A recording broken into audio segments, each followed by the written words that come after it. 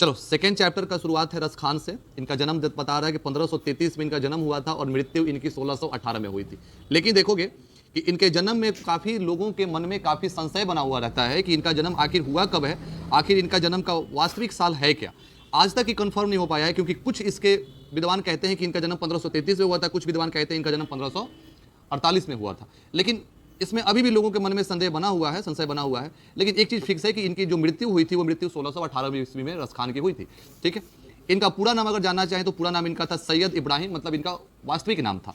इन्होंने बाद में अपने आप का इनको लोगों ने इनको कहा कि रसखान इनका नाम लोगों ने दे दिया, इनका नाम रसखान, समझ रहे हो। इनकी एक दो महत्वपूर्ण इनकी क्या बोलते हैं ग्रंथ इनको मिलते हैं, प्रेम वाटिका और सुजान करके। उसी प्रेम वाटिका और सुजान में से एक पाठ लिया गया है जिसका नाम है प्रेम आयनी श्री राधिका, एक कविता, और दूसरा कवि है तुम्हारा कड़िल के कुंजन ऊपर वाड़ो। ठीक है, इन दोनों का अर्थ हम देखेंगे, दोनों का अर्थ एक एक करके हम समझेंगे। ठीक है, समझते हैं पहला पाठ का शुरुआत कविता से।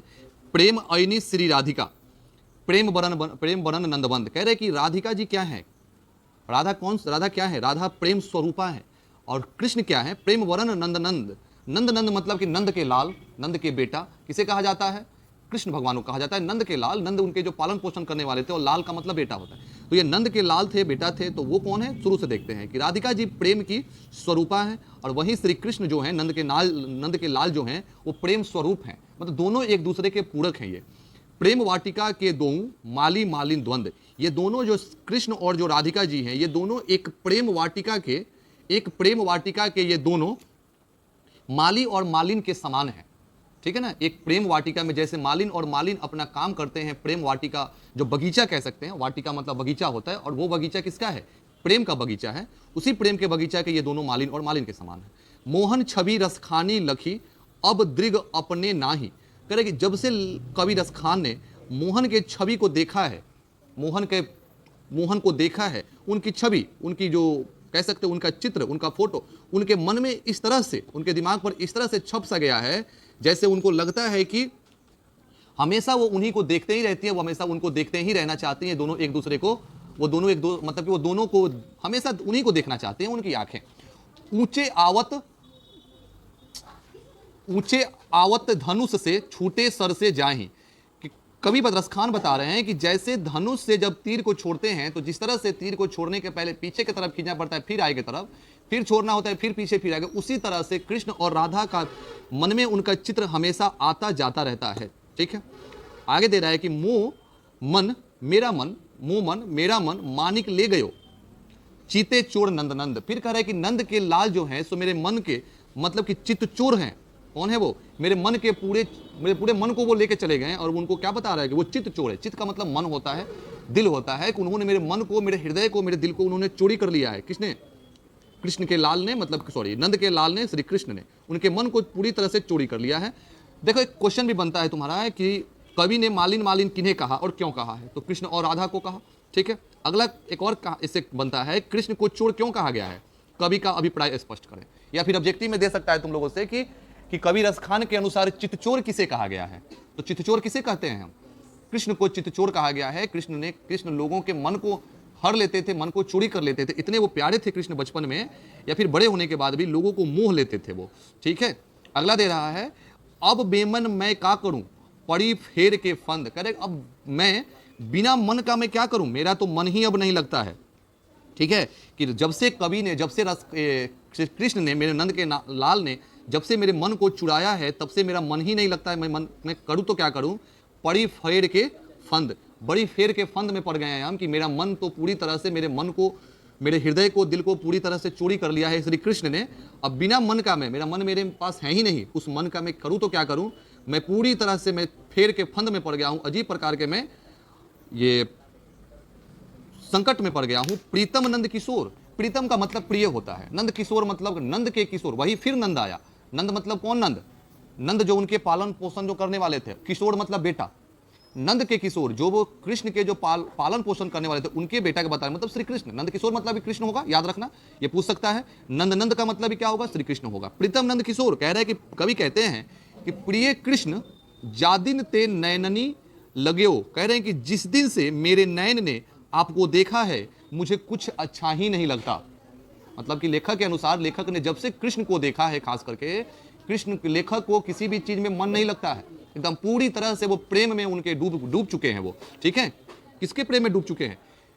कृष्ण के प्रेम में डूब चुका है कौन? लेखक डूब चुका है। मन पावन चित चोर पलक ओट नहीं करो सको। कह रहे कि ये जो मेरा मन है वो एकदम से पावन है, बड़ी पवित्र जो मेरा मन है उसको आपने चितचोर, उसको आपने पूरी तरह से चोरी कर लिया है। पलक ओटी नहीं करो सको, और मैं आपको हर क्षण मतलब किसको?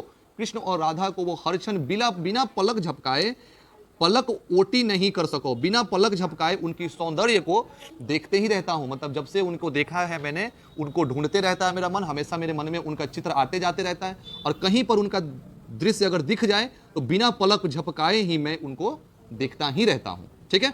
ये हुआ पहला। दूसरा देखोगे, दूसरा का पाठ का शुरुआते है कड़िल के कुंजन ऊपर वाड़ो। कड़िल का मतलब होता है कांटा, कड़िल का मतलब कांटा होता है, ठीक है। देखोगे अगर अर्थ को, कड़िल का मतलब कांटा, और के कुंजन मतलब कि ऊपर वारों, करे कि जो बगीचा के जो कांटे होते हैं ना, कड़िल के कुंजन मतलब, कुंजन का मतलब बगीचा होता है, बगीचा के जो कांटे होते हैं उसको मैं भी, उस पर भी मैं अपने आप को करने के लिए तैयार हूं। मतलब कि उस बगीचा के ऊपर अपने आप को मैं सौंप देने के लिए तैयार हूं कृष्ण के सामने। बड़ा अच्छा ये भी कविता है, सुनोगे, 4 लाइन का है। या लकुटी, लकुटी मतलब होता है लाठी, ठीक है।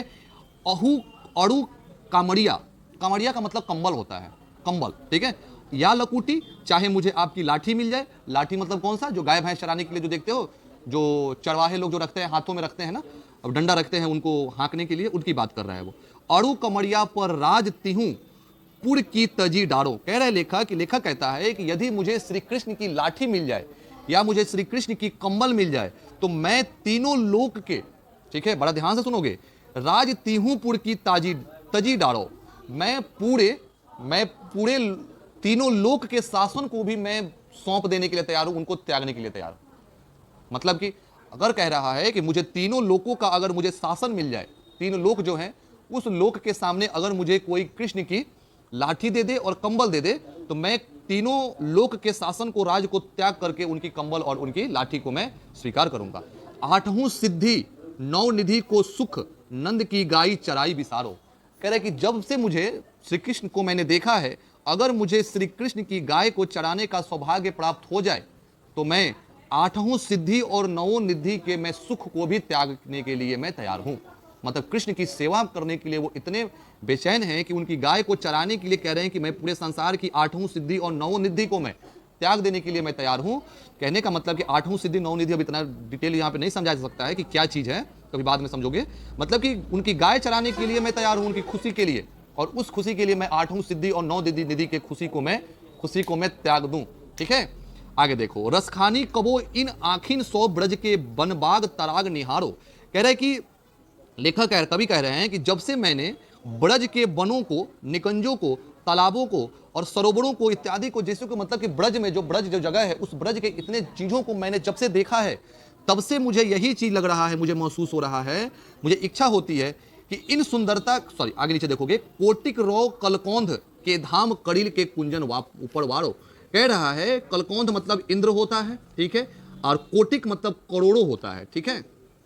कह रहे हैं लेखक कि मैं करोड़ों इंद्र की खुशियां को, इंद्र के नगरी को मैं त्यागने के लिए तैयार हूं, उनके धाम को मैं, उनकी धाम के सामने अपने आप को, कांटे पर भी अपने आप को त्याग देने के लिए, अपने आप को उसमें समर्पित कर देने के लिए मैं तैयार हूं। जब से मैंने ब्रज के वन को देखा है, तालाब को देखा है, सरोवर को देखा है, वहां जितनी भी चीजों को मैंने देखा है, अपने आप को पूरी तरीके से मेरी इच्छा है कि वो सब भी अगर मुझे मिल जाए, उसके बदले मुझे अगर कांटे पर भी लेटना पड़े तो मैं लेटने के लिए वहां पर मैं पूरी तरह से तैयार हूं, अपने आप को कांटे पर मैं दे सकता हूं, ठीक है। इसका क्वेश्चन आंसर बना लेना।